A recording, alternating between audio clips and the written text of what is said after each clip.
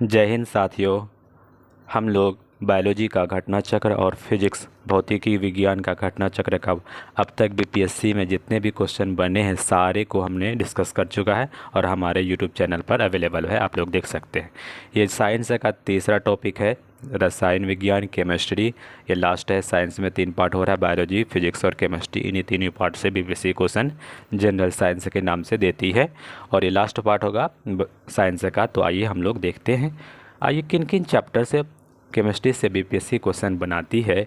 उसमें से पहला चैप्टर का नाम है पदार्थ एवं उसकी प्रकृति, नेचर ऑफ सब्सटेंस। दूसरा चैप्टर का नाम है परमाणु संरचना। तीसरा गैसों का आचरण। चौथा तत्वों का आवर्ती वर्गीकरण यानी एलिमेंट्स का क्लासिफिकेशन। रासायनिक बंधन, ऑक्सीकरण एवं अवकरण, अम्ल, भस्म तथा लवण। बहुत क्वेश्चन पूछा है अम्ल से, बीपीएससी अम्ल से क्वेश्चन पूछती है। विलियन सॉल्यूशन से भी क्वेश्चन पूछा है। कार्बन और उसके यौगिक, ये भी इम्पोर्टेंट क्वेश्चन है। ईंधन, धातु, अधातु, मिश्र धातु, मोनोनिर्मित पदार्थ और उत्प्रेरण कैटलिस्ट। तो आपने देखा होगा, और या उत्प्रेरक। तो देखेंगे कि आपने लगभग 10 से लेकर 15 चैप्टर, 15 इम्पोर्टेंट टॉपिक्स है। इसमें से आपको केवल 10 ही चैप्टर फिनिश करना है, 10 ही टॉपिक।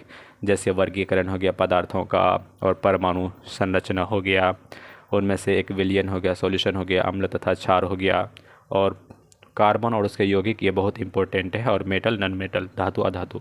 मेनली 10 ही चैप्टर को आप अच्छा से पढ़ेंगे तो 5 से 10 क्वेश्चन केमिस्ट्री का आपसे बन जाएगा। जैसा कि हमने बताया, फिजिक्स और बायोलॉजी का घटना चक्र का सारे प्रीवियस ईयर्स के क्वेश्चन अब तक पूछे गए वो हमने डिस्कस कर चुका है, और अच्छा से आप लोग 1-2 बार उसको रिवाइज कर लेंगे। इसी पैटर्न पर बीपीएससी क्वेश्चन आगे जितने भी एग्ज़ाम होगी बिहार लेवल पर, इसी पैटर्न को रिपीट किया जाता है। कोई मेटल से क्वेश्चन पूछ देगा, कार्बन और उसके यौगिक से क्वेश्चन पूछ देगा, मिश्र धातु इम्पोर्टेंट है कहेगा, ज़रूरी है। तो आइए देखते हैं किस टाइप के क्वेश्चन का पैटर्न बीपीएससी पूछती है। पहला क्वेश्चन पूछ रहा है, निम्नलिखित में से कौन सा तत्व नहीं है? ऑप्शन ए धातु, धातु एक तत्व है। दूसरा अधातु, ये भी एक तत्व है, धातु भी एक तत्व है, अधातु भी एक तत्व है। गैस कोई तत्व नहीं है, और उपधातु भी एक तत्व है, इसलिए ऑप्शन सी सही है। गैस कोई तत्व नहीं है, गैस पदार्थ है। देखिएगा, आवर्त सारणी को 3 भागों में बांटा गया है, धातु, अधातु, उपधातु, metal, non metals and metalloids.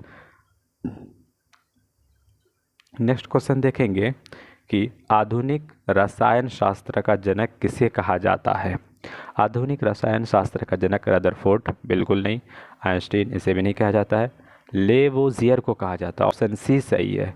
Antony Lavoisier आधुनिक रसायन शास्त्र का जनक कहा जाता है, ऑप्शन सी सही है। बीपीएससी ने क्वेश्चन पूछा था कि सीवी रमन को कब नोबेल प्राइज़ दिया गया, तो 1930 में, 1930 ईस्वी में। रदरफोर्ड को भी याद रखेंगे, किससे? परमाणु स्ट्रक्चर से रिलेटेड कुछ रूल्स दिए हैं। नेक्स्ट क्वेश्चन देते हैं। ऐसा क्वेश्चन हमने फिजिक्स में डील किया है, हल किया है। तो देखिएगा, एक तत्व में इलेक्ट्रॉन और न्यूट्रॉन की संख्या 18 और 20 है। नंबर ऑफ इलेक्ट्रॉन कह रहा है 18 है, नंबर ऑफ प्रोटॉन कह रहा है 20 है। तो क्वेश्चन पूछता है कि इसका द्रव्यमान संख्या क्या है? ए इज इक्वल टू व्हाट? ए बराबर क्या होता है? तो ए बराबर होता है पी प्लस एन। ए बराबर होता है पी प्लस एन, ये सॉरी, यहाँ पे इलेक्ट्रॉन 18 है और न्यूट्रॉन 20 है, तो न्यूट्रॉन यहाँ पे क्या रख देंगे? ए बराबर होगा पी प्लस एन। ए जो है एटॉमिक मास है, और प्रोटॉन और इलेक्ट्रॉन की संख्या बराबर होता है। प्रोटॉन की संख्या किसी भी प्रोटॉन की संख्या इलेक्ट्रॉन की संख्या के बराबर होता है। तो यहाँ पे दे देंगे 18 प्लस, और न्यूट्रॉन की संख्या है 20, तो 18 प्लस 20 हो जाएंगे 38, 38। ऑप्शन सी सही है। इसलिए इस टाइप का न्यूमेरिकल केमिस्ट्री में पूछेगा। याद रखेंगे, द्रव्यमान की संख्या होता है प्रोटॉनों की संख्या प्लस न्यूट्रॉन की संख्या। फिजिक्स में पूछा था न्यूट्रॉन, किसके बारे में? हाइड्रोजन के बारे में। वो कौन ऐसा तत्व है जिसमें न्यूट्रॉन नहीं है? वो तो हाइड्रोजन है। क्यों नहीं है? हाइड्रोजन का एटॉमिक मास 1 होता है और एटॉमिक नंबर भी 1 होता है, तो न्यूट्रॉन बराबर होता है एटॉमिक मास माइनस प्रोटॉन। तो ए माइनस पी, 1 माइनस 1, तो हो जाएगा तो 0। नेक्स्ट क्वेश्चन देखेंगे, एक नाभिक की द्रव्यमान संख्या होती है, एक नाभिक में द्रव्यमान संख्या क्या होती है? न्यूट्रॉन और प्रोटॉन की संख्याओं का योग। बिल्कुल सही, 67 हाल फिलहाल 2022 का क्वेश्चन है। इसमें कंफ्यूज किया कर रहा था कि न्यूट्रॉन और प्रोटॉन का कुल द्रव्यमान हेतु, ऐसा कुछ नहीं है। ऑप्शन सी देखते हैं, हमेशा परमाणु भार से अधिक, ऐसा भी कुछ नहीं है। हमेशा परमाणु संख्या से कम, ऐसा भी कोई स्टेटमेंट सही नहीं है। ऑप्शन ई भी सही नहीं, क्योंकि एक से एक गलत हो गया। तो देखिएगा, किसी भी नाभिक में जो द्रव्यमान होता है एक न्यूट्रॉन प्लस प्रोटॉन की संख्या के बराबर होता है। द्रव्यमान एटॉमिक मास आगे हमने न्यूमेरिकल पढ़ाया है, atomic mass is equal to n plus पी, neutron plus proton. Next question देखते हैं, प्लूटोनियम न्यूक्लाइड। देखिएगा Pu में इस जो नीचे बेलू दिख रहा है 94, इसको बोलते हैं प्रोटॉन या इलेक्ट्रॉन। तो प्रोटॉन और इलेक्ट्रॉन की संख्या 94 है, और जो अपर साइड में है 242, उसको बोलते हैं एटॉमिक मास 242। कहता है कि प्लूटोनियम में, जो प्लूटोनियम का फिगर दिखाएगा Pu डिनोट करते हैं, सिंबल इसका Pu है। 94 जो है इसका क्या है, प्रोटॉन की संख्या है, और 242 इसका एटॉमिक मास है। इसमें न्यूट्रॉन की संख्या n बराबर होता है A minus P, atomic mass minus proton. Atomic mass हमारे पास 242 है, माइनस प्रोटॉन, प्रोटॉन की संख्या कितना है 94। तो इसको जब सब्ट्रैक्ट करेंगे 12 में 8 जाएगा, 12 में 4 जाएगा 8, उसके बाद 13 में 9 जाएगा 4, एक का एक, तो 148। ऑप्शन नंबर 20 सही है। इतना याद रखेंगे कि न्यूट्रॉन बराबर होता है एटॉमिक मास माइनस प्रोटॉन, न्यूट्रॉन बराबर होता है एटॉमिक मास माइनस प्रोटॉन। इस प्रकार प्लूटोनियम में न्यूट्रॉन 148 होंगे। नेक्स्ट क्वेश्चन देखेंगे, एक तत्व के समस्थानिक अलग अलग होते हैं। समस्थानिक अलग अलग होंगे, प्रोटॉन की संख्या में नहीं, प्रोटॉन की संख्या समस्थानिक में समान होती है। अलग होंगी तो द्रव्यमान की संख्या होती है। ये समस्थानिक का डेफिनेशन कहता है ऐसे एलिमेंट्स जिसके प्रोटॉन की संख्या बराबर हो, प्रोटीन की संख्या बराबर हो। देखिए पर भी देते हैं, समान परमाणु संख्या एटॉमिक नंबर यानी प्रोटॉन की संख्या वाले तत्व समस्थानिक कहलाते हैं। अर्थात जिस तत्व की परमाणु संख्या समान, प्रोटॉन की संख्या समान, परंतु द्रव्यमान संख्या या परमाणु भार अलग अलग हो, वे समस्थानिक हैं। नेक्स्ट क्वेश्चन देखेंगे, फैराडे स्थिरांक है, यह फैराडे कांस्टेंट के बारे में पूछा है। इलेक्ट्रॉन की मात्रा पर निर्भर करता है, ऐसा भी कुछ सही नहीं है। इलेक्ट्रोलाइट में पारित विद्युत धारा पर निर्भर करता है, ऐसा भी स्टेटमेंट कुछ सही नहीं है। विलय के आयतन पर निर्भर करता है, ऐसा भी स्टेटमेंट सही नहीं, ऑप्शन सी। ऑप्शन डी सही है, एक सार्वभौमिक स्थिरांक है, यूनिवर्सल कांस्टेंट है। देखिएगा, फैराडे स्थिरांक का जो सार्वभौमिक स्थिरांक है, इसका वैल्यू होता है 96,485 जूल पर मोल, लगभग 96,000 जूल पर मोल इसका वैल्यू होता है फैराडे स्थिरांक का। फैराडे कांस्टेंट का एक यूनिवर्सल कांस्टेंट है, यूनिवर्सल स्थिरांक है, सार्वभौमिक स्थिरांक है। क्वेश्चन 8 कन्फ्यूजन वाला सवाल है, देखिएगा, निम्न में से किसका वैल्यू का पीएच मान 7 है? आपने शुद्ध पानी बचपन में जो 10th क्लास में पढ़े होंगे, 10th क्लास में शुद्ध पानी का भी आपका टीचर लिखाया होगा 7, और उदासीन विलयन यानी शुद्ध जल का भी 7। आपने देखा कि दो ऑप्शन इसमें मैच कर रहा है। क्षारीय तो मोर देन 7, 7 से ज़्यादा होगा तो क्षारीय होगा, अम्लीय तो 7 से लेस देन, 7 से कम होगा तो वो अम्लीय होगा। तो ए ऑप्शन और ऑप्शन बी सही है, तो इसलिए इसका ऑप्शन हमने क्या मारा, ऑप्शन ई मारा। क्यों? एक से अधिक सही है, इसीलिए। आपको हम डिस्क्रिप्शन पढ़ के देते हैं, देखिएगा, उदासीन विलयन का पीएच मान 7 होता है और शुद्ध जल का भी पीएच मान 7 ही होता है, अतः पीएच मान 7 होगा। वर्षा का पानी का शुद्ध रूप होता है जिसका पीएच मान 7 होता है। 7 से अधिक पीएच मान क्षारीय होते हैं, बेसिक नेचर का होता है, और 7 से कम विलयन अम्लीय होते हैं, एसिडिक होते हैं। नेक्स्ट क्वेश्चन 9 नंबर देखिए, हाल फिलहाल में क्वेश्चन पूछा है 67 का 2022 में बीपीएससी का पीटी में। निम्न में से किसका विलयन का मान पीएच मान 7 से अधिक है? अभी आपको बताया 7 से जब अधिक होगा तो बेसिक हो जाएगा, क्षारीय हो जाएगा, ऑप्शन बी सही है। नेक्स्ट क्वेश्चन, पानी का पीएच मान क्या है? पानी का पीएच मान क्या है? ऑप्शन ए 4 बिल्कुल नहीं, 7 बिल्कुल। शुद्ध जल होता है उसका पीएच मान 7 होता है। आपने देखा कि ये जो क्वेश्चन पूछ रहा है अम्ल वाले चैप्टर से, अम्ल, क्षार और भस्म वाले चैप्टर से पूछ रहा है, तो इसको समझना चाहिए, इस टॉपिक को अच्छा से समझिए। अब देखिए, बहुत हार्ड क्वेश्चन 66 में पूछा था। क्या पूछा था कि एक घोल का पीएच मान 3 से 6 बदलता है। पहले 3 था पीएच वैल्यू, अब 6 हो जाता है, तो हाइड्रोनियम आयन की सांद्रता क्या होगी? 3 गुना बढ़ेगी, ऐसा कोई बात नहीं। 3 गुना कम हो जाएगी, ऐसी भी कोई बात नहीं। 10 गुना कम होगी, ऐसा कोई स्टेटमेंट सही नहीं। 1000 गुनी कम हो जाएगी। इसको कैसे समझेंगे? देखिएगा, पीएच में जो वैल्यू में परिवर्तन होता है 6 - 3 = 3 हो जाएगा। हाइड्रोजन आयन की जो सांद्रता होती है, hydrogen ion plus 2 bye hydrogen ion plus 1 = 10⁻³ हो जाएगा। 10⁻³ को 1/1000 बोलते हैं, इसलिए 1000 गुना कम हो जाएगी अगर पीएच वैल्यू कहाँ से 3 से लेकर 6 बदलती है। हाइड्रोजन आयन की कम होंगी, 1000 गुना कम होंगी आयन की सांद्रता। ब्रोमीन होती है, देखिए ब्रोमीन क्या है, एक तरह का हम बोल सकते हैं कि नॉन मेटल है। तो गैस है? बिल्कुल नहीं। भूरी धातु है? ये भी नहीं है। अत्यंत ज्वलनशील गैस है? ऐसा कुछ नहीं है। लाल द्रव है? ऐसा हम लोग कह सकते हैं। देखिएगा, ब्रोमीन गहरा लाल रंग का तीक्ष गंध वाला वाष्पशील द्रव है, वाष्पशील द्रव है। ब्रोमीन का, हाँ बिल्कुल, लिक्विड स्टेट में रहता है। सॉरी, हमने गैस बता दिया। ये लिक्विड स्टेट में रहता है, रूम टेम्परेचर। एक अधातु है जो लिक्विड टेम्परेचर पर रहता है। ब्रोमीन का परमाणु संख्या 35 होता है। यह कमरे के तापमान पर, रूम टेम्परेचर पर द्रव अवस्था में रहता है। यह अज्वलनशील तथा जल में अल्प विलेय है। ब्रोमीन वर्ग 17 का सदस्य है, जिसे हैलोजन कहे जाते हैं। हैलोजन क्या होता है? जो नमक वाले एरिया से रिलेटेड हो, हैलोजन, जैसे कि क्लोरो, फ्लोरो, ब्रोमो, आयोडो।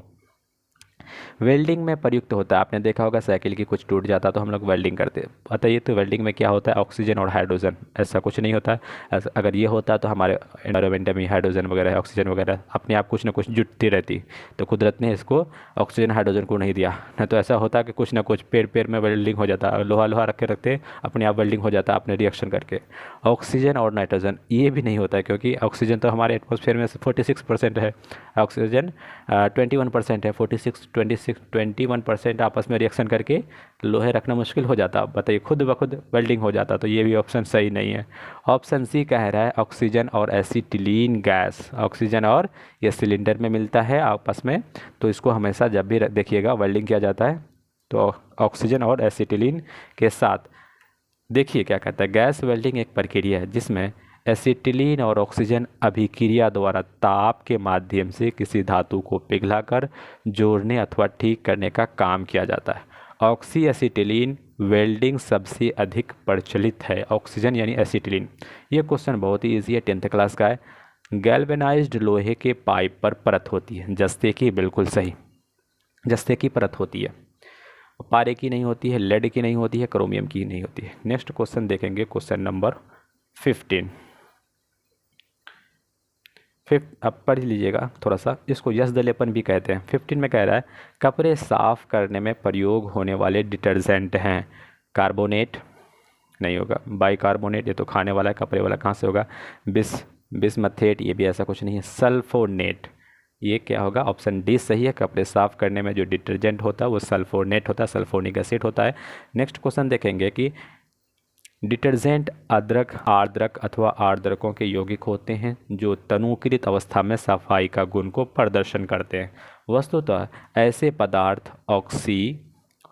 पदार्थों को एल्किल, बेंजील सल्फेट्स, सल्फोनेट्स होते हैं। डिटर्जेंट कठोर जल में भी घुलनशील होते हैं। नेक्स्ट क्वेश्चन, वह तत्व जो मानव पसीने के माध्यम से उत्सर्जित होता है, बताइए। नंबर 1 गंधक, ऐसा नहीं। इसमें ऑप्शन ई दिया है। देखिए, हमारे मानव पसीने से कुछ साल्ट भी निकलता है। देखिएगा क्या कहता है, पसीने मुख्य रूप से पानी से निर्मित होता है। इसमें खनिज, मिनरल्स, अम्ल, यूरिया भी मौजूद होता है। पसीने में मुख्य रूप से sodium, potassium, calcium, magnesium, zinc के आयरन तत्व पाए जाते हैं। ऑप्शन ई सही है। यानी क्या देखिए, सोडियम वगैरह भी, पोटेशियम वगैरह, कैल्शियम वगैरह, ऑप्शन ई मोर देन 1। नीला तोता का रासायनिक रूप क्या है? ऑप्शन ए सोडियम सल्फेट, ये नहीं होगा। निकेल भी सल्फेट है। कॉपर का सल्फेट CuSO4 5H2 को नीला तोता या ब्लू विट्रल बोलते हैं। नीला तोता का इंग्लिश में क्या बोलते हैं? Blue vitriol. का रासायनिक नाम कॉपर सल्फेट, सूत्र CuSO4 5H2 होता है। ये लवण निर्जलीकृत अवस्था में रंगहीन होता है, परंतु हाइड्रेटेड लवण नीले रंग का होता है। नीला तोता जल में आसानी से घुल जाता है, परंतु अल्कोहल में अघुलनशील। पूछेगा कि नीला तोता जल में आसानी से घुल जाता है, नहीं घुलता है, कभी घुलता है, कभी नहीं घुलता है, कभी नहीं घुलता है, परंतु अल्कोहल में घुल जाता है। इस तरह मतलब ऑप्शन को कन्फ्यूज़ करेगा। नेक्स्ट क्वेश्चन, निम्न में से कौन सबसे भारी धातु है? 63rd बीपीएससी में कौन है? प्लेटिनम। ऑप्शन के अकॉर्डिंग प्लेटिनम सही है, लेकिन सबसे अधिक भारी जो धातु है वो ऑस्मियम है, OSMIUM, MIUM। नेक्स्ट क्वेश्चन देखेंगे, क्वेश्चन नंबर 19 देखते हैं। स्टेनलेस स्टील एक मिश्र धातु है। स्टेनलेस स्टील एक मिश्र धातु है, किसका? निकेल और लोहे का। इसका ऑप्शन ई दिया है। देखिएगा, स्टेनलेस स्टील में क्रोमियम भी होता है, कॉपर भी होता है, तो देख लीजिएगा क्या कहता है कि दो या दो से अधिक धातु को समांगी मिश्रण को मिश्र धातु बोलते हैं। तो लोहा और कार्बन, निकेल, क्रोमियम निश्चित अनुपात में अगर मिलाया जाता है तो स्टेनलेस स्टील प्राप्त होता है, जो कठोर तथा उसमें जंग नहीं लगता है। स्टेनलेस स्टील आपका जो कैंची हो गया, जो ब्लेड जो दिखते हैं जिससे दाढ़ी का सेविंग किया जाता है, वो भी स्टेनलेस स्टील का बना होता है। नेक्स्ट क्वेश्चन देखते हैं। टूटी हुई हड्डियों की रक्षा के लिए प्लास्टर ऑफ पेरिस का प्रयोग किया जाता है। ऑप्शन ए बूझा चूना, कैल्शियम कार्बोनेट, कैल्शियम ऑक्साइड या जिप्सम। बूझा चूना में जिप्सम कहा जाता है, तो ऑप्शन डी सही है। देखिएगा, जिप्सम का सूत्र बीपीएससी क्वेश्चन पूछा है 64 में। जिप्सम का रासायनिक सूत्र आप देखिएगा कि रासायनिक सूत्र से बीपीएससी क्वेश्चन पूछता है, तो ये same to same ditto question पूछ दिया है। रासायनिक सूत्र यानी जिप्सम का फॉर्मूला था CSO4 2H2O। 373 केल्विन पर जब गर्म करेंगे तो ये प्लास्टर ऑफ पेरिस यानी कैल्शियम सल्फेट हेमीहाइड्रेट अर्धहाइड्रेट बनाता है, इसे प्लास्टर ऑफ पेरिस कहते हैं। अब क्वेश्चन कहता है प्लास्टर ऑफ पेरिस का सूत्र क्या है? प्लास्टर ऑफ पेरिस का सूत्र होगा, ऑप्शन बी सही है, CSO4 2H2O। आपने देखा होगा प्लास्टर ऑफ पेरिस का दो सूत्र है, ये CSO4 1/2 H2O hemihydrate, CSO4 2H2O, दोनों प्लास्टर ऑफ पेरिस का सूत्र है। इसको भी देखिए और इसको भी देखिए। नेक्स्ट क्वेश्चन देखेंगे।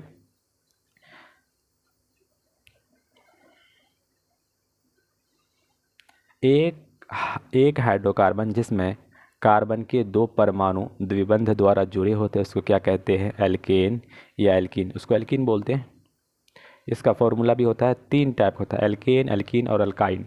एल्केन में सिंगल बॉन्ड होता है, एल्कीन में यानी एल्कीन में डबल बॉन्ड होता है और अल्काइन में ट्रिपल बॉन्ड हो रहा है। नेक्स्ट क्वेश्चन देखेंगे। सिरके का रासायनिक नाम क्या है? ऑप्शन ए मेथेनॉल, ये नहीं होगा, एथेनॉल ये भी नहीं होगा, ऑप्शन सी सही है एसिटिक एसिड। देखिए अम्ल से कितना क्वेश्चन पूछ रहा है, पीएच वैल्यू पूछ रहा है। अब एक बार क्वेश्चन बीपीएससी पूछा था कि बताइए सिरके का जो रासायनिक सूत्र होगा, केमिकल फॉर्मूला क्या होगा? ऑप्शन में दिया था CH3COOH, तो रासायनिक सूत्र CH3COOH किसका है? एसिटिक एसिड का है। इसका जो IUPAC नाम है, IUPAC international union purified applied chemistry ऐसे बोलते हैं कि नाम एथोनोइक अम्ल है, जिसमें कार्बोक्सिलिक अम्ल या प्रक्रियात्मक समूह क्या होता है? COOH समूह है। निम्न में से कौन सा अम्ल सिरके में उपस्थित है? ऑप्शन ए हाइड्रोक्लोरिक, बिल्कुल नहीं, हाइड्रोक्लोरिक रहेगा नहीं है, हमारे पेट में हाइड्रोक्लोरिक एसिड होता है। सैट्रिक एसिड, सैट्रिक तो नींबू में रहेगा। ऑक्जेलिक, बताइए ऑक्जेलिक किस में है? टमाटर में कि कौन सा सैट्रिक फ्रूट में? एसिटिक एसिड, अभी ऊपर में हम पढ़ाया था कि सिरके में कौन सा अम्ल होता है? एसिटिक एसिड होता है। नेक्स्ट क्वेश्चन, कार की बैटरी में कौन सा अम्ल? अम्ल से कितना क्वेश्चन बनने जा रहा है एसिड से? तो देखिएगा कार में सल्फ्यूरिक एसिड होता है, एसिटिक एसिड तो सिरके में मिलता है। नाइट्रिक एसिड याद आएगा, बता देते हैं अभी। हाइड्रोक्लोरिक हमारे पेट में पाया जाता है, हाइड्रोक्लोरिक एसिड आमाशय में पाया जाता है। देखिएगा ये नाइट्रिक एसिड है, नाइट्रिक एसिड, इससे अम्ल वर्षा होता है। नेक्स्ट क्वेश्चन देखेंगे नाइट्रस। हाँ देखिए, कार की बैटरी में सल्फ्यूरिक एसिड का यूज़ किया जाता है, H2SO4। कहता है यह बैटरी विद्युत अपघट्य के रूप में प्रयोग किया जाता है, जिसका उद्देश्य रासायनिक अभिक्रिया द्वारा विद्युत उत्पन्न करना है। नेक्स्ट क्वेश्चन, सोडा वाटर की बोतल खोलने पर निकलने वाली गैस क्या है? Option A carbon dioxide, option B hydrogen, option C nitrogen. तो आप बताइए इसका ऑप्शन ए सही होगा। 26 का ऑप्शन ए सही है। सोडा वाटर जैसे ही खोलते हैं तो उसमें कार्बन डाइऑक्साइड गैस निकलने लगता है, क्योंकि हाईली प्रेशर पर उसको डाला जाता है। खनिज मिनरल क्या है? तो देखिएगा मिनरल क्या है? एक टाइप का अकार्बनिक ठोस है, तो खनिज से क्वेश्चन बीपीएससी पूछता है, तो खनिज क्या है?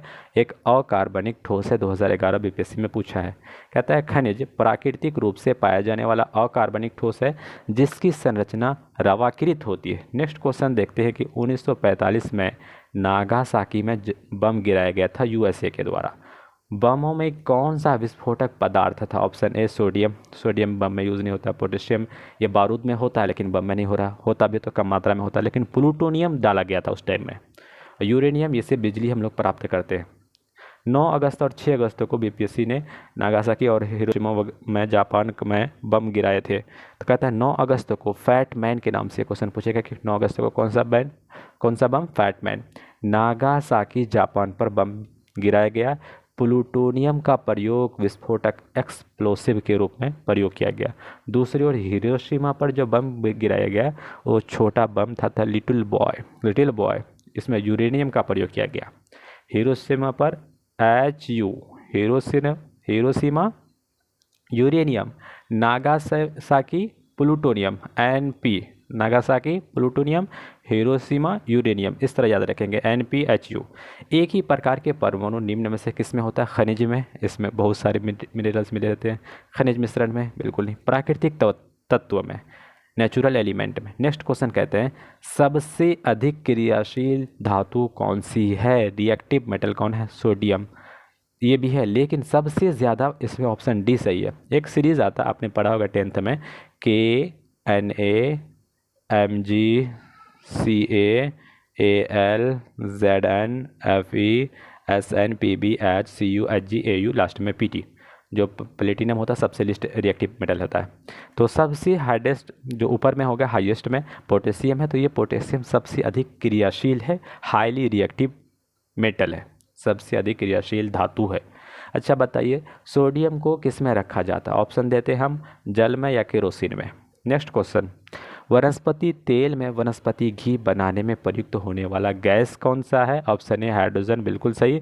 वनस्पति तेल से वनस्पति घी में कौन सा गैस? हाइड्रोजन गैस का यूज़ होता है। इसका देखिए, वनस्पति तेल से वनस्पति घी हाइड्रोजनीकरण की प्रक्रिया के द्वारा बनाया जाता है निकेल बारीक चूर्ण उत्प्रेरक की उपस्थिति में। इसमें कैटलिस्ट कौन का यूज़ किया जाता है? निकेल का।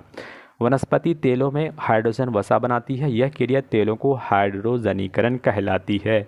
वनस्पति तेल हाइड्रोजन और यहाँ पे निकल लेंगे तो वनस्पति घी बन जाएगा। आयोडीकृत कह रहा है, लवण में रहता है। ऑप्शन ए मुक्त आयोडीन, ऐसा कुछ नहीं। कैल्शियम आयोडीन, ऐसा कुछ नहीं। ऑप्शन डी माना है पोटेशियम Ki, पोटेशियम का कुछ पोटेशियम का पार्ट मिला देते हैं तो आयोडीनीकृत लवण हो जाता है, साल्ट हो जाता है। पोटेशियम आयोडाइड की संरचना एवं भौतिक गुणों पर टेबल साल्ट के समान है। टेबल साल्ट खाने वाला साल्ट जो सिंपल हम लोग खाते हैं। व्यापारिक स्तर पर आयोडीकृत लवण बनाने में मुख्यतः इसी का प्रयोग पोटेशियम आयोडाइड का किया जाता है। इसके अतिरिक्त सोडियम का आयोडेट और सोडियम का आयोडाइड का भी प्रयोग आयोडीन किया जाता है। सोडियम भी यूज़ होता है। ऑप्शन ए भी सही था। नेक्स्ट क्वेश्चन, नमक NaCl किससे बनता है? NaCl जो होता है कमज़ोर अम्ल नहीं, मजबूत अम्ल है और मजबूत क्षार है। Strong acid and strong base. Option B सही है। परबल अम्ल और परबल क्षार के अभिक्रिया से खाने का लवण उदासीन लवण NaCl बनता है। सभी जैव यौगिक का अनिवार्य मूल तत्व क्या? कार्बन होगा। ऑप्शन सी सही है। सभी जैव तत्व में यौगिक में कार्बन अनिवार्य और मूल तत्व होता है। नेक्स्ट क्वेश्चन देखेंगे, ऑक्सीजन अनुपस्थित होता है किसमें? केरोसिन। ऑप्शन ए सही होगा। इसलिए तो हम लोग सोडियम को केरोसिन तेल में रखते हैं। देखिएगा यहाँ पे लिखा भी है, केरोसिन मिट्टी का तेल हाइड्रोजन का एक मिश्रण है, हाइड्रोकार्बन का एक मिश्रण है। हाइड्रोकार्बन केवल कार्बन तथा हाइड्रोजन के यौगिक होते हैं। नेक्स्ट क्वेश्चन, सिगरेट लाइटर में बहुत अच्छा क्वेश्चन पूछा बीपीएससी। देखिएगा, पता है जो जनरल साइंस इसलिए लिखता है कि यह देखता है कि बच्चे जनरल साइंस को किस रूप में देख रहे हैं। लाइटर के बारे में कोई फोकस करेगा। एक बार बीपीएससी क्वेश्चन पूछा था, बताइए शराब का जो चेक होता है उस मशीन में पोटेशियम डाइक्रोमेट का यूज़ होता है। तो ऑप्शन में था पोटेशियम डाइक्रोमेट। क्यों पूछा था? क्योंकि बिहार में शराबबंदी हो रहा था। इस तरह से क्वेश्चन को लिंक करके बीपीएससी क्वेश्चन पूछती है। बताइए उस इंस्ट्रूमेंट में कौन सा एसिड है, कौन सा मेटल का यूज़ हो रहा है, किस किस मेटल से बना हुआ है, इस टाइप का क्वेश्चन पूछता है। तो देखिएगा, सिगरेट लाइटर में निम्नलिखित में से कौन सी गैस प्रयुक्त होता है? ऑप्शन ए ब्यूटेन, बिल्कुल सही, ए को सही है। अच्छा बताइए मीथेन जो है कहाँ पे पाया जाता है? ऑप्शन देते हैं हम दलदल या जल में, तो ऑप्शन होगा दलदल में। नेक्स्ट क्वेश्चन, निम्न में से कौन सा तरलीकृत पेट्रोलियम एलपीजी गैस का प्रमुख घटक है? बहुत बार रिपीट किया, हाल फिलहाल 2022 में क्वेश्चन पूछता है। तो पेट्रोलियम जो एलपीजी है, liquid petroleum gas, liquefied petroleum gas, इसमें मेनली क्या होता है, ब्यूटेन भी होता है। दो चीज़ है, एक ब्यूटेन एक प्रोपेन है। कौन है देखिएगा, एलपीजी में मुख्य रूप से ब्यूटेन और प्रोपेन। तो ब्यूटेन लगभग 65 और ये 35, अन्य हाइड्रोकार्बन इथेन भी छोटी मात्रा में मिलता है। तो option E more than one option है, उसका ऑप्शन ई होगा। ये बहुत अच्छा क्वेश्चन है, बहुत बार बीपीएससी रिपीट किया है। प्राकृतिक रबड़ का बहुलक क्या है, पॉलीमर क्या है? तो ये आइसोप्रीन, डायरेक्ट आंसर जाएंगे। नेक्स्ट क्वेश्चन देखते हैं, प्राकृतिक टेफलॉन किसका एक एकलक है? पता है ये कहाँ का केमिस्ट्री, 11th के केमिस्ट्री से क्वेश्चन पूछा। टेफलॉन टेट्राफ्लोरोइथिलीन है। बताइए टेफलॉन का यूज़ कहाँ किया जाता है?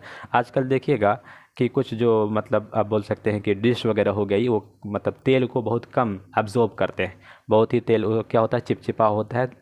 पुराने ज़माने में कुछ ऐसे यूटेंसिल आती थी तो तेल को बहुत ज़्यादा एब्जॉर्ब करते थे, लेकिन डिस्कवरी कर गया टेफलॉन बर्तन का, जो तेल को बहुत कम एब्जॉर्ब करता है। देखिएगा बर्तन नॉन स्टिकी बर्तन बनाते हैं इससे, कैसे टाइप का बर्तन, नॉन स्टिकी।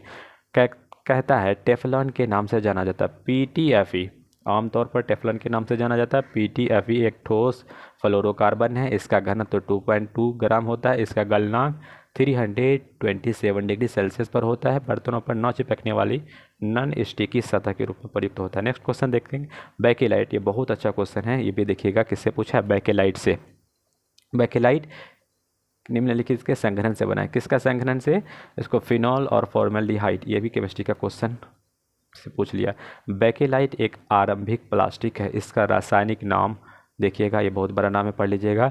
ये थर्मोसेटिंग फिनॉल फॉर्मल्डिहाइड रेजिन से होता है, जो फिनॉल और फॉर्मल्डिहाइड के कंडेंसेशन के फलस्वरूप बनता है। इसकी खोज 1907 ईस्वी में और 1907 से 1909 के मध्य बेल्जियम के रसायन है बैकेलैंड ने की, उसी के नाम पर इसको बेकेलाइट कहा गया। ट्राइग्लिसराइड क्या है? देखिएगा ऑप्शन ए प्रोटीन, ये नहीं है, कार्बोहाइड्रेट भी नहीं है, वसा है, फैट है। ट्राइग्लिसराइड फैट है। ट्राइग्लिसराइड शरीर में पाए जाने वाले वसा का एक प्रकार है। हमारा शरीर भोजन से अप्रयुक्त ऊर्जा को ट्राइग्लिसराइड में परिवर्तित कर देता है। ट्राइग्लिसराइड फैट सेल्स में जाकर के जमा हो जाता है, संचित हो जाता है, स्टोर हो जाता है।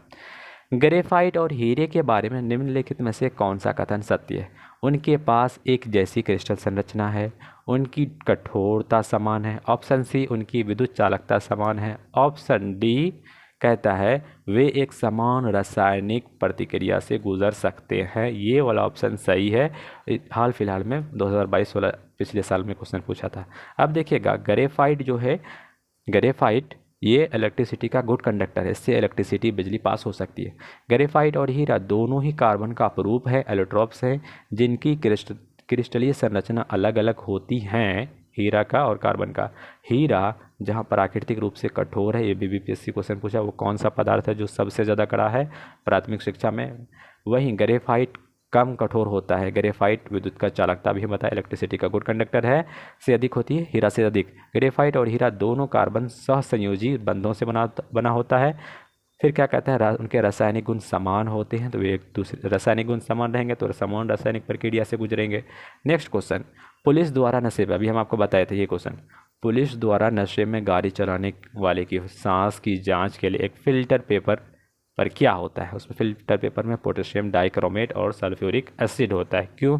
शराबबंदी में इसका प्रयोग किया गया था। नेक्स्ट क्वेश्चन देखेंगे, घरेलू ईंधन के रूप में एलपीजी में क्या होता है? ये क्वेश्चन रिपीट कर दिया बीपीएससी, तो ब्यूटेन भी होता है और प्रोपेन भी होता है। ऑप्शन सी सही है, घरेलू एलपीजी में ब्यूटेन और प्रोपेन का मिश्रण होता है। नेक्स्ट क्वेश्चन देखेंगे हम लोग।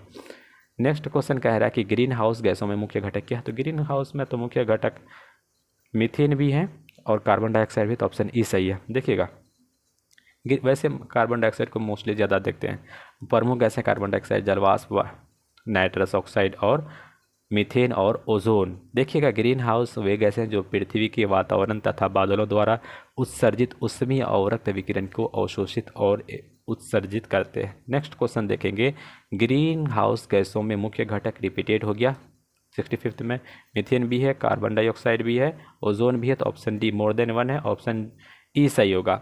पेट्रोल डीजल के अधूरे जलने से क्या उत्पन्न हो, carbon monoxide. Option D CO, petrol अगर कम जलेगा मतलब उतना कंप्लीट नहीं जल पाएगा, इसलिए तो हम लोग ब्लेंडिंग कर रहे हैं पेट्रोल में। किसको मिला रहे हैं बताइए ऑप्शन में, एथेनॉल के मिला रहे हैं। साबुन ग्रीस को हटाता है, कैसे, स्कंदन के द्वारा, ऐसा कुछ नहीं है, अधिशोषण के द्वारा नहीं। ऑप्शन सी है पायसीकरण। एक बार क्वेश्चन पूछा था पायसीकरण क्या होता है या पायस क्या होता है, हाँ ऑप्शन था पायस क्या होता है, तो दूध को पायस का उदाहरण है, किसका, पायस का। वो सब इसका क्वेश्चन पूछा था सस्पेंशन वगैरह से, एक चैप्टर है मिक्सर फॉग वगैरह का, वही चैप्टर से। एस्पार्टेम, देखो ऑप्शन इधर दे गया, एक दिया पदार्थ, दूसरा दिया उपयोग। एस्पार्टेम का क्या उपयोग है, फ्रेयन का क्या उपयोग है, न्यूपिरिन का क्या है, बेनाडिल का क्या उपयोग है। तो आइए देखते हैं कि एस्पार्टेम एक कृत्रिम मधुरक है। एस्पार्टेम में क्या है, कृत्रिम मधुरक है। फ्रेयन एक प्रशीतक है, इसको बोलते हैं फ्रिजेंट। न्यूपिरिन एक अभी बताए थे एक संश्लेषित रबर है, लेकिन प्राकृतिक रबर आइसोप्रीन है। बेनाड्रिल क्या है, एक प्रतिहिस्टामिन एंटीहिस्टामिन है। नेक्स्ट क्वेश्चन देखते हैं, निम्नलिखित में से किसकी मात्रा अम्ल वर्षा में सबसे अधिक होती है। तो H2SO4 की मात्रा अम्ल वर्षा में सबसे अधिक होती है। नेक्स्ट क्वेश्चन देखेंगे, अम्ल वर्षा में होती है, अम्ल वर्षा में क्या होती है। देखिए अम्ल वर्षा जो होती है ना, वो mainly sulphuric acid, sulphur dioxide SO2 बोल सकते हैं, है कि नहीं, और नाइट्रिक एसिड, दोनों रिस्पॉन्सिबल है। तो देखिए कारखाने से अगर कारखाना को जलाएंगे, इससे गैस निकलेगा तो इससे सल्फर डाइऑक्साइड रिलीज होगा, बिल्कुल होगा। पेट्रोल से भी होगा, कोयला को भी जलाने से होगा, लकड़ी का अगर बहुत बड़ा जला रहे, तो चारों ऑप्शन से सल्फर डाइऑक्साइड रिलीज हो रहा है, तो अम्ल वर्षा तो होने लगेगा। तो सबसे, इनमें से सबसे होगा। तो देखिए हम क्या डिफाइन करता है बुक, क्या कह रहा है, अम्ल वर्षा का मुख्य कारण सल्फर डाइऑक्साइड हमने बताया और नाइट्रोजन के ऑक्साइड है कि नहीं। इन प्रदूषकों का उत्सर्जन कारखानों, पेट्रोल और उत्पादन, कोयला संयंत्र और लकड़ी वगैरह से भी होता है। नेक्स्ट क्वेश्चन, शुष्क बर्फ आपने सुना होगा, बहुत सिंपल क्वेश्चन, ठोस कार्बन डाइऑक्साइड को बोलते हैं, ऑप्शन बी सही है। नेक्स्ट क्वेश्चन देखिए, निम्नलिखित में से किसमें शुष्क बर्फ कहते हैं। तो देखिएगा ये ऑप्शन सी सही है, ठोस कार्बन डाइऑक्साइड। रिपीटेड क्वेश्चन है, शुष्क बर्फ क्या है, ये भी तो ठोस कार्बन डाइऑक्साइड, ऑप्शन बी सही है। चूने का पानी किसके द्वारा दूधिया होता है, ये 10th का क्वेश्चन है, ये कार्बन डाइऑक्साइड, ऑप्शन बी सही होगा। जब दोहराया जाता है चूने के पानी में कार्बन डाइऑक्साइड को तो वो दूधिया हो जाती है। निम्न में से कौन सा सीमेंट का मुख्य घटक है, देखिएगा सीमेंट में चूना पत्थर जिप्सम भी होता है और सिलिका का कुछ पार्टिकल्स होते हैं, तो ऑप्शन ई सही है। नेक्स्ट क्वेश्चन देखेंगे सीमेंट के निर्माण में प्रयुक्त होने वाले मुख्य घटक, मेन पार्ट जो होता है चूना पत्थर का होता है, लाइमस्टोन का, सिलिका का भी होता है। चूना पत्थर और सिलिका का मिट्टी गर्म करके उनकी अभिक्रिया के फलस्वरूप सीमेंट का क्लिंकर का निर्माण होता है। इस क्लिंकर में जिप्सम की मात्रा को मिश्रण कर देते हैं तो सीमेंट बन जाता है। कार बैटरी में क्या प्रयुक्त होता है, ये रिपीटेड हो गया, सल्फ्यूरिक एसिड, ऑप्शन बी सही होगा। कार के बैटरी में सल्फ्यूरिक एसिड होता है। नेक्स्ट देखेंगे, निम्नलिखित में से किस में कार्बन नहीं है। हीरा में कार्बन है, ग्रेफाइट भैया कार्बन का प्रूफ है, कोयला में कार्बन है, उपयुक्त में से कोई नहीं, नन ऑफ दिस। ये देखिए सबसे सख्त हार्ड पदार्थ, ये बीपीएससी का ना प्राथमिक शिक्षा में भी जो एग्जाम लिया था वो भी पूछा था, कौन होगा, हीरा हो जाएगा, सबसे हार्डेस्ट पदार्थ है। नेक्स्ट क्वेश्चन, निम्न पदार्थों में से कौन सा पदार्थ खाने की वस्तुओं के परिरक्षण में प्रयोग होता है। साइट्रिक एसिड, ये तो अम्ल है, ये उतना नहीं कर पाता है कंजर्व। पोटेशियम क्लोराइड, ये भी नहीं कर पाता। सोडियम बेंजोएट, ऑप्शन सी सही है। खाद्य पदार्थों को परिरक्षण बचाने हेतु सोडियम बेंजोएट का प्रयोग किया जाता है। देखिएगा पारद मिश्र धातु है, पारद धातु मिश्र धातु है। अति रंगीन मिश्र धातु, ऑप्शन बी कार्बन के मिश्र धातु, ऑप्शन सी पारद का मिश्र धातु। पारद बोलते हैं मरकरी को, पारा को क्या बोलते हैं, पारद। नेक्स्ट क्वेश्चन देखिए, इसका ऑप्शन होगा, ऑप्शन सी सही था, पारद मिश्र धातु, पारद युक्त मिश्र धातु होता है। असल होता है क्या, अमलगम उसको बोलते हैं। एक पारद का होता है, मरकरी का सिंबल Hg, इसमें कुछ भी मिला देंगे, कोई भी मेटल, एक मेटल सपोज एल्युमिनियम मिला दे या एल्युमिनियम के कोई भी ऐसा मेटल मिला दिए जो बना दिया, उसके साथ अमलगम बनता है, तो पारद, और उसके साथ एक कोई धातु। खाना बनाने में प्रयुक्त होने वाली गैस मुख्य है, तो हम लोग खाना बनाने में LPG यूज़ करते हैं, तो इसमें क्या रहता है, गैस मुख्यतः कौन सा है, मीथेन है। ऑप्शन के अकॉर्डिंग उसमें होना चाहिए क्या, मीथेन के साथ होना चाहिए ब्यूटेन और प्रोपेन। नेक्स्ट क्वेश्चन देखते हैं, निम्न धातुओं में से कौन सा द्रव रहता है। देखिए रूम टेम्परेचर पर कौन द्रव रहता है, तो बेसिक क्वेश्चन है, ये पारा रहता है, जिसको बोलते हैं क्या, मरकरी। इसका प्रयोग थर्मामीटर में भी, हाँ, जब हम लोग फीवर हो जाता है तो मरकरी का थर्मामीटर का यूज़ करते हैं। ठोस कपूर को वाष्प बनाने की प्रक्रिया को ऊर्ध्वपातन, हमने फिजिक्स में भी पढ़ा था। कौन कौन से ऊर्ध्वपातित होते जाते हैं, जैसे नेफ्थलीन की थैली हो गया, अमोनियम क्लोराइड हो गया, फिर कपूर हो गया, ये सारे चीज़। नेक्स्ट क्वेश्चन देखेंगे, पीतल के बर्तन को कलाई करते समय गर्म बर्तन की सफाई के लिए प्रयोग किए जाने वाले अमोनियम क्लोराइड का चूर्ण निकलने वाला धातु है क्या? अमोनिया, ऐसा कुछ नहीं। कार्बन के मोनोऑक्साइड, ये भी नहीं। अमोनियम की हाइड्रोक्लोरिक एसिड, अमोनिया। और कहता है पीतल के बर्तन को कलाई जब कर रहे थे तो उसको गर्म बर्तन की सफाई के लिए प्रयोग किए जाने वाली अमोनियम क्लोराइड चूर्ण से निकलने वाला धातु क्या है? तो अमोनिया है और हाइड्रोक्लोरिक एसिड है। नेक्स्ट क्वेश्चन देखेंगे, नींबू खट्टा किस कारण से होता है? हाइड्रोक्लोरिक एसिड के कारण, ऑप्शन बी एसिटिक एसिड के कारण, टार्टरिक एसिड के कारण। ये पूछ रहा है कि नींबू में कौन सा अम्ल होता है, तो नींबू में सैट्रिक होता है, तो सैट्रिक देखने को इस ऑप्शन में नहीं मिल रहा है। ऑप्शन इधर देखते हैं, ऑप्शन डी में कहता है सैट्रिक एसिड। तो बिल्कुल जितने भी खट्टे पदार्थ हैं नींबू में खास करके सैट्रिक एसिड पाया जाता है, सैट्रिक अम्ल मिलता है। वाहनों से निकलने वाली गैस कौन सी? ऑप्शन ए कार्बन डाइऑक्साइड, ये मिलता है थोड़ा बहुत। कार्बन मोनोऑक्साइड तो बहुत ज़्यादा। मार्श गैस, ये तो दलदल, धान के खेत। नाइट्रोजन ऑक्साइड, तो बहुत सारा ऑप्शन है, तो इसको ऑप्शन कुछ नहीं माना क्योंकि ये कन्फ्यूजन वाला सवाल है। देखिएगा, वाहनों से मुख्यतः कार्बन डाइऑक्साइड भी मिलता है, निकलता है, कार्बन मोनोऑक्साइड भी, नाइट्रोजन के ऑक्साइड भी, सल्फर के डाइऑक्साइड और हाइड्रोकार्बन भी उत्सर्जित होता है। नेक्स्ट, इसलिए आप लोग जो पब्लिक गाड़ी होती है, सिटी राइड वगैरह, तो उसको यूज़ करें, अपने बाइक को कम यूज़ ही करें, जब बहुत ज़्यादा नेसेसरी हो तभी यूज़ करें। नेक्स्ट क्वेश्चन कहता है, स्टील को कठोरता प्रदान करने के लिए बढ़ाई जाती है कार्बन की मात्रा। ये सही है, स्टील में बहुत ज़्यादा स्ट्रॉन्ग बढ़ाएंगे तो इसको कार्बन की मात्रा बढ़ा दें। किस खनिज से रेडियम प्राप्त होता है? ऑप्शन ए, देखिए ये खनिज पूछ लिया और इसका रेडियम पूछ लिया, तो कौन सा खनिज है? ऑप्शन ए चूना पत्थर, ये तो सीमेंट का पार्ट है। पिच ब्लेंड से क्या मिलेगा? रेडियम मिलेगा।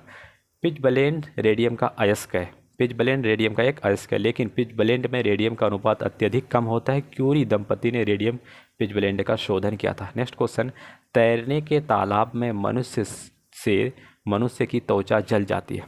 तैरने के तालाब में तैरने से मनुष्य की त्वचा जल जाती है। ऑप्शन ए अवरक्त किरण के कारण, ऐसा कुछ नहीं। क्लोरीन के कारण, बिल्कुल कुछ क्लोरीन होते हैं। तालाब में तैरने से मनुष्य की त्वचा जल जाती है क्योंकि तालाब के शुद्ध जल में क्लोरीन का कुछ अंश प्रयोग किया जाता है। क्लोरीन की अधिकता के कारण शरीर की त्वचा जल जाती है। हम लोग तालाब को सफाई करने में भी क्लोरीन का पाउडर डाल देते हैं, यहाँ तक कि चापाकल में भी, ट्यूबवेल में भी, जहाँ पर भी पॉसिबल हो हम लोग क्लोरीन का पाउडर डाल देते हैं। सड़क के किनारे क्लोरीन का पाउडर डाला जाता है ताकि इंसेक्ट वगैरह दूर रहे। नेक्स्ट क्वेश्चन, हाइड्रोजन को जलाने से क्या बनेगा? ऑप्शन ए ऑक्सीजन, बिल्कुल नहीं, ऑक्सीजन नहीं बनेगा।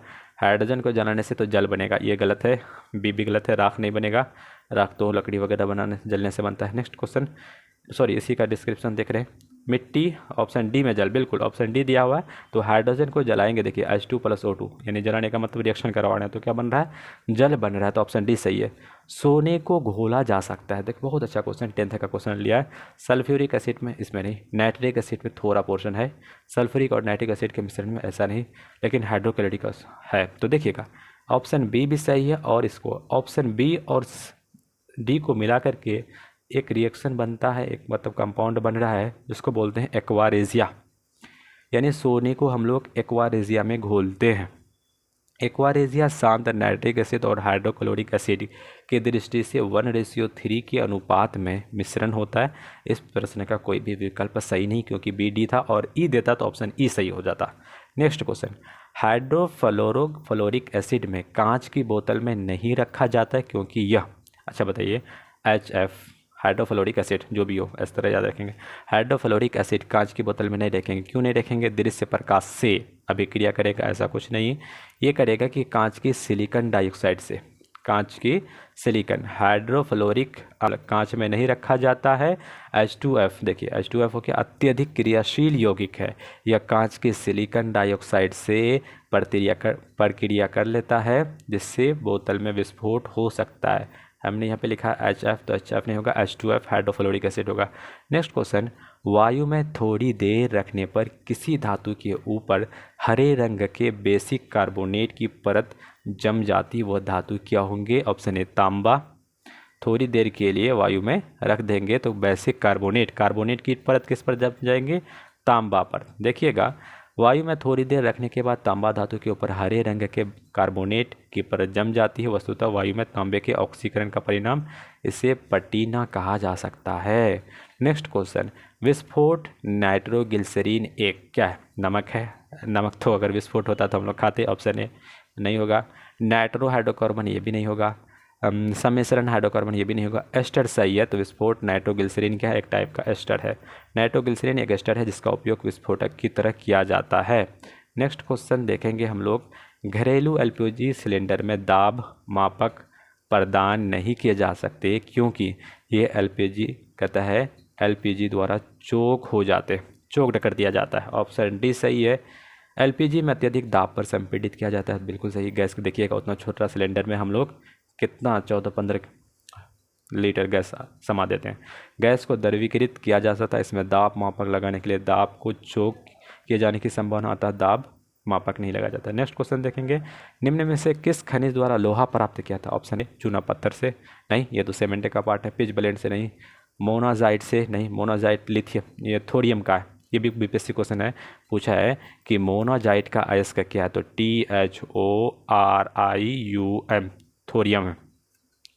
हेमाटाइट ऑप्शन डी सही होगा। हमने बीपीएससी के फिजिक्स के सारे क्वेश्चन को हल किया, डिस्कस किया है, और सारे हाल फिलहाल में जितने भी एग्ज़ाम आए हैं 10 से 15 वर्षों का, घटना चक्र का ही सबसे अच्छी पुस्तक है। इसके राइटर बहुत अच्छे लिखते हैं और चुन के सिलेक्टेड क्वेश्चन को देते हैं। आप उसको देखें, और उसमें हमने बताया कि लोहा का 3 इसके मिली हेमाटाइट, मैग्नेटाइट, सिडेराइट या लिमोनाइट। सिडेराइट भी एल्युमिनियम का भी है और आयरन का भी है। तो हेमाटाइट, मैग्नेटाइट, लिमोनाइट। तो एक बार बीपीएससी क्वेश्चन पूछा थे, बताइए इन तीनों लोहे के अयस्क में लोहा का जो परसेंटेज होगा किस में होगा, तो ऑप्शन था मैग्नेटाइट। नेक्स्ट क्वेश्चन देखेंगे, विरंजक चूर्ण के लिए कौन सा कथन असत्य है, तो डायरेक्ट आते हैं जल में अधिक विलय होते हैं। विरंजक चूर्ण वही हो गया कैल्शियम ऑक्सीक्लोराइड, क्लोरीन का ही। विरंजक चूर्ण एक पीत धूल चूर्ण है जिसमें क्लोरीन की गंध होती है।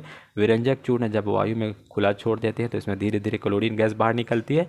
यह कार्बन डाइऑक्साइड अथवा तनु हाइड्रोक्लोरिक अम्ल को साथ अभिक्रिया होकर क्लोरीन गैस का रिएक्शन देती है। सारे रिएक्शन देख लेंगे, लास्ट में क्लोरीन गैस रिलीज हो रहा है।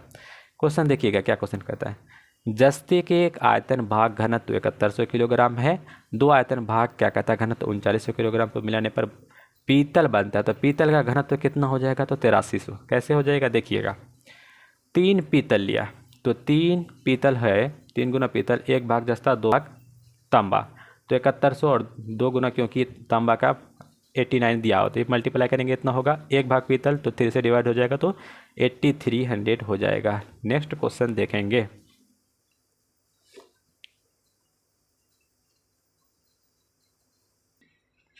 80 नंबर क्वेश्चन पूछ रहा है, जस्ते से एक बर्तन पर विद्युत लेपन की विधि है। विद्युत लेपन गैल्वेनाइजेशन की विधि है। जस्ते रिपीटेड क्वेश्चन हो गया क्योंकि आपने देखा था, कहता है कि जस्ते का जो परत चढ़ता है उसको क्या बोलते हैं, गैल्वेनाइजेशन। जस्ट द लेपन, जस्तीकरण। तो ऑप्शन सी है, बर्तन को ऋण ध्रुव और शुद्ध जस्ते को धन ध्रुव बनाया जाता है।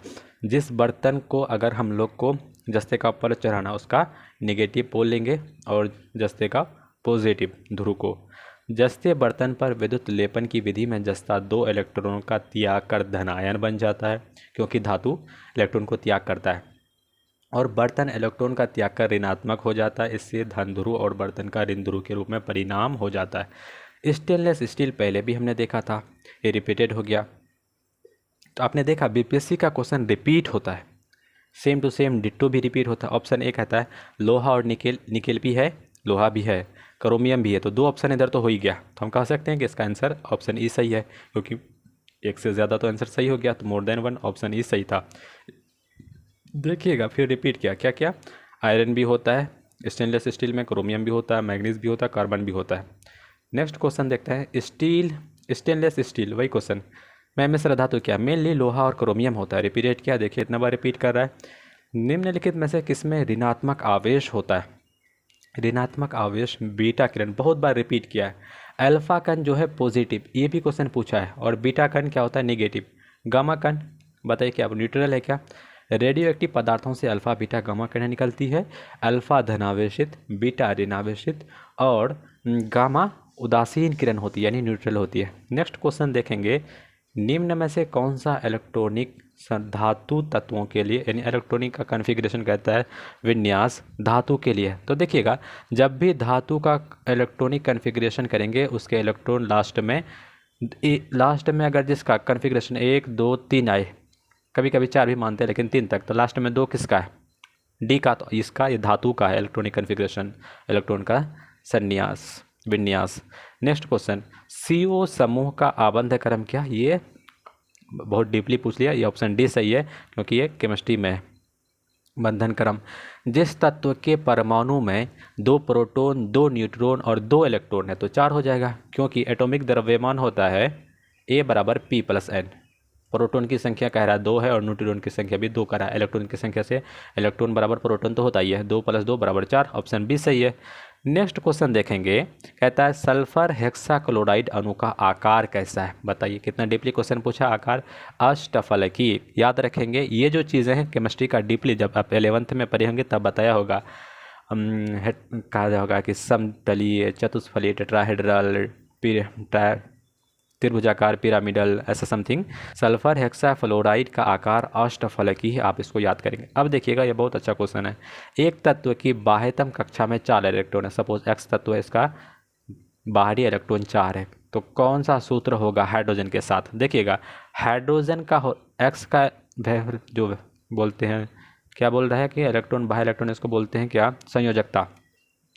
एक्स का 4 है, हाइड्रोजन का 1 होता है, तो क्रॉस मल्टीप्लिकेशन होता है, तो x × 1 यानी कि x और h का 4, x H4 कहाँ पे दिख रहा है? ऑप्शन डी में सही होगा। इस तरह से हम लोग कोई भी एलिमेंट यौगिक बनाते हैं। नेक्स्ट क्वेश्चन देखेंगे, जिसका वैलेंसी है उसको क्रॉस मल्टीप्लिकेशन करके दूसरे एलिमेंट के साथ इस तरह से बनता है। बेंजामिन, ये बहुत अच्छा क्वेश्चन पूछा था कि बेंजीन जो है इसमें सिग्मा और पाई बॉन्ड की संख्या कितनी होती है? तो ऑप्शन सी सही है। कैसे देखेंगे? बेंजीन इस तरह से बनता है, इस तरह से बेंजीन बन गया, एक छोड़ करके दूसरे में डबल बॉन्ड बनता है।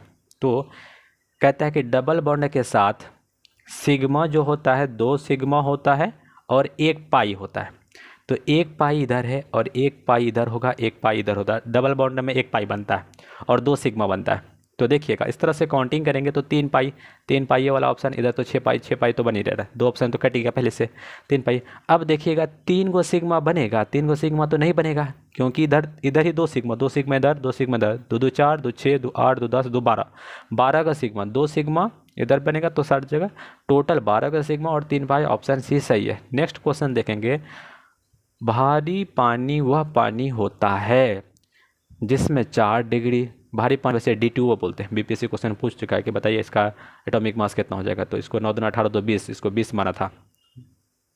ऑप्शन सी है, जिसमें हाइड्रोजन का स्थान आइसोटोप। अच्छा, वही तो क्वेश्चन है, उसी का फॉर्म बदल दिया, जिसमें हाइड्रोजन का स्थान आइसोटोप ले लेता है। D2O तो उसी का तो है ही है, उसको भारी जल बोलते हैं। नेक्स्ट क्वेश्चन देखते हैं, किसी परमाणु का आइसोटोप वह है, अच्छा बताइए, सेम टू सेम है पूछा कि नहीं? आइसोटोप यानी समस्थानिक, जिसमें प्रोटॉन की संख्या समान होता है, न्यूट्रॉन की संख्या भिन्न होता हो या द्रव्यमान की संख्या भिन्न होता हो। दूध उदाहरण हमने अभी बताया था, दूध किसका उदाहरण है? पायस का। तो इसमें पायस को दिख रहा है, इमल्सन शायद इंग्लिश में बोलते हैं पायस, तो ऑप्शन सी होगा अगर इसको बोलते हैं, लेकिन दूध पायस का उदाहरण है इमल्सन का, तो बी और सी इसने माना है। देखिएगा क्या कह रहा है, कोलाइड एक विषमांगी मिश्रण है, इसमें मिश्रण के कण बहुत छोटे होते हैं। कोलाइड कई रूप या प्रकार के होते हैं, जैसे एरोसोल, गैस माध्यम में द्रव मिश्रण, इमल्सन द्रव माध्यम में द्रव का मिश्रण, जेल बोलते हैं जो आप लोग बालों में लगाते हैं, ठोस माध्यम में द्रव का मिश्रण। बीपीएससी से क्वेश्चन पूछ सकता है, जेल में क्या होता है? ठोस में द्रव का मिश्रण या द्रव में ठोस का मिश्रण आदि। दूध, फेस क्रीम इमल्सन का उदाहरण है, पायस का उदाहरण है। इस प्रकार दूध इमल्सन है जो एक तरह का कोलाइड का विलयन है, अतः इस प्रश्न का उत्तर बी सही है और सी भी सही है। सी में क्या कह रहा था, देख लीजिए एक बार। सी में कह रहा है इमल्सन और कोलाइड। वैसे इमल्सन बीपीएससी सही माना, पायस सही माना, इन्होंने 2 आंसर दिया, तो देख लीजिएगा आप लोग। कहता है एल्कोहलिक खमीर का आखिरी उत्पाद क्या है? एल्कोहलिक खमीर फर्मेंटेशन में लास्ट वाला जो प्रोडक्ट बनता है उसको बोलते हैं एथाइल एल्कोहल, फर्मेंटेशन में। बहुत अच्छा क्वेश्चन है, देखिएगा और ये पढ़ भी लीजिएगा। देखिए, जटिल कार्बनिक पदार्थ एंजाइम की उपस्थिति में धीमी गति से फर्मेंटेशन कहलाता है। जो सरल पदार्थों में परिवर्तन होता है वो उसको क्या बोलते हैं, किण्वन बोलते हैं। अंगूर अन्य फल रसों को यीस्ट खमीर जिसमें एंजाइम होते हैं की उपस्थिति में किण्वन के द्वारा अल्कोहल पेय पदार्थों के निर्माण में उपयोग में लाया जाता है, अंगूर वगैरह को। इस प्रकार कहता है मोलेसेस शीरा अथवा गन्ने एवं फलों से प्राप्त शक्कर अथवा विभिन्न प्रकार के अन्नों से प्राप्त स्टार्च एंजाइम इन्वर्टेज की उपस्थिति में, ये क्वेश्चन पूछा है, इन्वर्टेज की उपस्थिति में सर्वप्रथम ग्लूकोज या फ्रुक्टोज में परिवर्तित किया जाता है। इन दोनों का सूत्र ये ग्लूकोज और फ्रुक्टोज का। देखिएगा शर्करा है, इन्वर्टेज एंजाइम लिया, कैटालिस्ट लिया, ग्लूकोज बना और फ्रुक्टोज बना, C6H12O6 और C6H12O6। ग्लूकोज एवं फ्रुक्टोज दोनों ही एक एंजाइम है, जाइमेज की उपस्थिति में इथाइल अल्कोहल एवं कार्बन डाइऑक्साइड में परिवर्तित हो जाते हैं। इन्वर्टेज तथा जाइमेज दोनों एंजाइम यीस्ट में विद्यमान होते हैं। ये देखिएगा, इसको ग्लूकोज ले लिया और फ्रुक्टोज लिए, जाइमेज में बदल दिया तो क्या बने लास्ट में, इथाइल अल्कोहल और बाद में कार्बन डाइऑक्साइड। नेक्स्ट क्वेश्चन देखेंगे, ग्लूकोज को एथिल अल्कोहल में किस एंजाइम, तो देखिए एंजाइम का पूछ दिया, same to same question ditto. यहाँ पे ग्लूकोज को किस में बता, इथाइल अल्कोहल में बदल रहा है, कौन सा एंजाइम, जाइमेज है, तो इसका ऑप्शन क्या होगा, ऑप्शन सी जाइमेज। अब देखिए आपको इस पैटर्न से समझना चाहिए, बीपीएससी क्वेश्चन को रिपीट करता है। इसमें कैटालिस्ट का नाम नहीं पूछा, इसमें रिएक्शन का नाम पूछा, बताइए इथाइल अल्कोहल बदलेगा, ग्लूकोज बदल रहा है, लास्ट में कौन सा प्रोडक्ट बन रहा है। तो इनडायरेक्ट डायरेक्ट में सेम टू सेम। आप कोई लड़का क्या करेगा, बहुत सारा प्रैक्टिस सेट लाएगा, मारना शुरू कर देगा, और इतना मार्केट में प्रैक्टिस सेट पड़ा हुआ है, उसको अगर ये समझ में आ जाए प्रैक्टिस सेट बनाने से पहले अगर कि प्रीवियस ईयर के क्वेश्चन को अच्छा से पढ़ ले तो सारा प्रैक्टिस सेट का धज्जियाँ उड़ा देगा। तो हम अपने यूट्यूब चैनल पर प्रैक्टिस सेट कराएंगे, लेकिन एग्ज़ाम के आखिरी में, जैसे एग्ज़ाम का 1 महीना बाकी रहेगा एंड में, तब हम लोग कराएंगे और हम लोग पढ़ने की कोशिश करेंगे। तो आप लोग हमारे चैनल को थोड़ा सा भी, अगर एक भी क्वेश्चन अलग से अलग विधि से पढ़ने में अगर आपको पसंद आता हो तो आप नीडी पीपल तक, ज़रूरतमंद लोगों तक शेयर करिए, सब्सक्राइब करिए और दोस्तों के साथ शेयर करिए, लाइक करिए। नेक्स्ट क्वेश्चन कह रहा है कि शक्कर के किण्वन से क्या बनता है, इथाइल अल्कोहल। अभी देखिए शक्कर के किण्वन से इथाइल अल्कोहल बनता है, मिथाइल अल्कोहल तो नहीं बनेगा। यही मिथाइल अल्कोहल जो है लोग पीने से मर जाते हैं। एसिटिक एसिड तो नहीं बनेगा। 95 का ऑप्शन ए सही है। देखिएगा क्या कह रहा है बीपीएससी का आंसर शीट, ये सही माना है। ग्लूकोज का सूत्र अभी देखिए, ग्लूकोज का रिएक्शन पूछा, यहाँ पे सूत्र पूछते हैं, C6H12O6, तो ऑप्शन सी सही है। यूरिया में उपस्थित होने वाला, देखिएगा यूरिया का जब आप रासायनिक सूत्र से बीपीएससी क्वेश्चन पूछता है, CONH2 इसका वैसे फॉर्मूला होता है NH2CO फिर NH2। तो देखिएगा इसमें नाइट्रोजन भी है, हाइड्रोजन भी है, कार्बन भी है। तो कहाँ पे देखिएगा, नाइट्रोजन है, हाइड्रोजन है, कार्बन है और लास्ट में ऑक्सीजन भी तो दिख रहा है, ऑप्शन डी सही है। कहता है कि इसमें कौन कौन से तत्व है, तो देख लेंगे कौन कौन से तत्व है, नाइट्रोजन, हाइड्रोजन, कार्बन और ऑक्सीजन। नेक्स्ट क्वेश्चन, अपमार्जक क्या है, अपमार्जक बताइए क्या है, साबुन है, तो थोड़ा सा देख लेते हैं इसमें। शोधन अभिकर्ता है, डिटर्जेंट एजेंट है। नेक्स्ट क्वेश्चन देखेंगे, निम्न में से कौन सा पदार्थ साबुन बनाने में प्रयुक्त है, साबुन वनस्पति तेल में बनाते हैं। कहता है जब किसी तेल अथवा वसा सोडियम हाइड्रोक्साइड विलयन के साथ विवेचित करते हैं तो तेल अथवा वसा संगत एसिड सोडियम लवण एवं ग्लिसरॉल में परिवर्तित हो जाते हैं। इस अभिक्रिया को साबुनीकरण कहते हैं।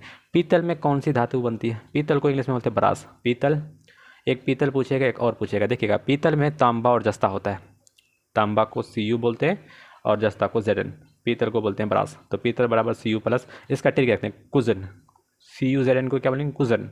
तो पीतल क्या होगा, तांबा और जस्ता का। नेक्स्ट क्वेश्चन हम लोग देखते हैं, तीसरे और चौथे समूह के ऑक्साइड का सामान्य गुणधर्म। देखिएगा ये ऐसे पीरियोडिक टेबल बनता है, पीरियोडिक टेबल में ये कहता है सपोज ये तीसरा ये चौथा है, इधर तो दूसरा और तीसरा कर लीजिए, 1 2 3, ये तीसरा और चौथा के बारे में पूछ रहा है। इसका जो ऑक्साइड का जो नेचर होगा वो कैसा होगा, बेसिक होगा और एसिडिक होगा। ये आंसर देता है कि एम्फोटेरिक होगा, तीसरा और चौथा। एम्फोटेरिक इसलिए हो रहा है, देखिए अगर लास्ट वाला वैलेंसी बोलते हैं, हाँ संयोजकता 3 है, वो तो धातु होगा और धातु ऑक्साइड क्षारीय होता है तो बेसिक होगा। और अगर वैलेंसी 4 होगा तो अधातु होगा और अधातु ऑक्साइड अम्लीय होता है। तो हम लोग बोल सकते हैं क्या, अगर कोई भी नेचर पदार्थ का एलिमेंट का सपोज करिए एल्युमिनियम बना रहा है या जिंक बना रहा है, एम्फोटेरिक जिंक बनाता होगा, तो वो क्या होता है, एम्फोटेरिक बनाता है, यानी अम्लीय भी बना लेता है और एसिडिक भी बना लेता है, क्षारीय भी बना लेता है, दोनों प्रॉपर्टी क्षारीय और अम्लीय दोनों। तीसरे और चौथे समूह के ऑक्साइड गुणधर्म बेसिक और एसिडिक दोनों नेचर के होते हैं।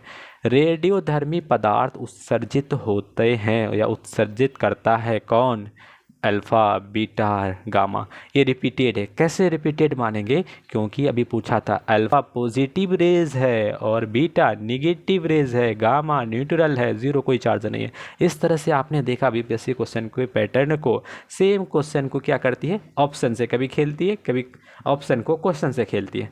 अब बताइए एनसीईआरटी पढ़ करके लोग यूपीएससी क्रैक कर लेते हैं 6 क्लास से लेकर 12 तक। आपने बहुत सारे आईएएस का जितना भी ओनली एनसीईआरटी पढ़ करके और प्रीवियस ईयर के क्वेश्चन को देख करके, तो आप लोग प्रीवियस ईयर पर बहुत फोकस करिएगा। जितना फोकस करिए सारा जितना भी बनता है प्रीवियस ईयर्स के क्वेश्चन से बनता है। और कुछ करंट अफेयर अपडेट कर लीजिए, इकोनॉमिक सर्वे अपडेट कर लीजिए, बजट का डाटा अपडेट कर लीजिए, करंट अफेयर पढ़ते रहिए, तो सारा क्लियर हो जाएगा, इजीली क्लियर होगा। नेक्स्ट क्वेश्चन, हवा में जिस गैस की मात्रा सबसे अधिक होती है वह गैस कौन है? नाइट्रोजन, लगभग 78% पाया जाता है, और ऑक्सीजन 21%, कार्बन डाइऑक्साइड 0.03%, 0.03% पाया जाता है। हाइड्रोजन, बताइए हाइड्रोजन की कितना है अमाउंट, ये परसेंटेज है। वायु है एक, यौगिक तो होगा नहीं, तत्व भी नहीं होगा, तत्व होता तो प्रेडिक्टेबल में दिखता। ये मिश्रण है, वायु क्या है, बहुत सारे गैसों का मिश्रण है, जैसे नाइट्रोजन है 78, ऑक्सीजन है 20 लगभग 21%, आर्गन है 0.03, और उसके बाद कार्बन डाइऑक्साइड 0.03 को ये लिख दिया 0.036। इसके अलावा hydrogen, helium, neon, argon, krypton, xenon, radon पाई जाती है। मच्छर भगाने वाली दवाएं, अब बताइए कहीं पे ऐसा क्वेश्चन मिलेगा? मच्छर भगाने वाली दवाएं बीपीएससी पूछता है बिहेवियरल नॉलेज, बच्चा का अनुभवी, अपने डेली लाइफ एक्टिविटीज़ में कैसा वो फील करता है, कैसा वो ऑब्जर्व करता है। अब बताइए शराब पीने वाले इंस्ट्रूमेंट में पोटेशियम डाइक्रोमेट है, कौन सा बुक में मिलेगा? हम तो देखे नहीं, अगर कहीं देखे तो हम व्हाट्सएप ग्रुप का यहाँ पे लिंक शेयर कर देंगे, और एक प्रोग्राम भी चला रहे हैं उस पर शेयर करिएगा। ऐसे आपको बिहेवियरल नॉलेज पूछा है। एक बार यूपीएससी क्वेश्चन पूछा था, किट कैट में एक जानकारी दी हुई थी कि कहाँ पे एक समुद्र है जहाँ पे मतलब समुद्र का पानी आती है फिर कुछ देर के बाद छिप जाती है समुद्र का, तो वहाँ पे था उड़ीसा के साइड में था, तो ऑप्शन में दिया था उड़ीसा।